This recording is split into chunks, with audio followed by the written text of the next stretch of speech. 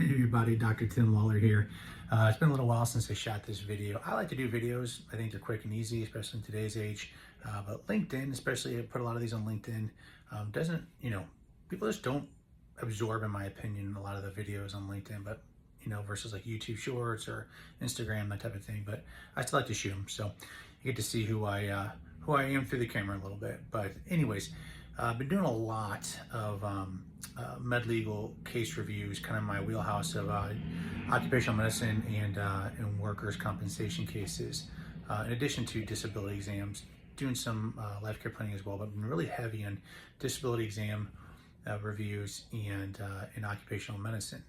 And what I'm seeing a lot, especially my disability case reviews, is a lack of evidence to support functional limitations, right? So what I will often see is a treating provider, maybe a neurologist or a cardiologist or their primary care doctor saying, a person's in pain, they just need to be off, right?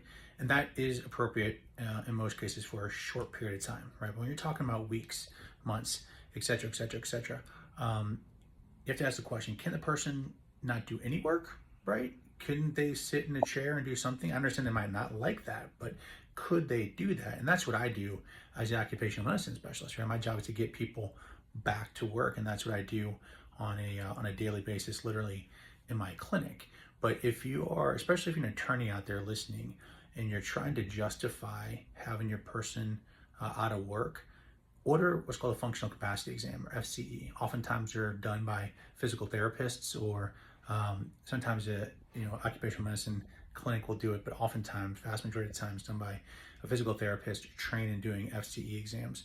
But have your client, or if you're another provider out there and doing this, have your patient undergo a formal FCE exam, and that will actually document what they can or cannot do. It just makes the support for the disability claim a little more strong, if you will. So that's my 2 cents for the day. You guys have a good weekend. I'll see you in the next one.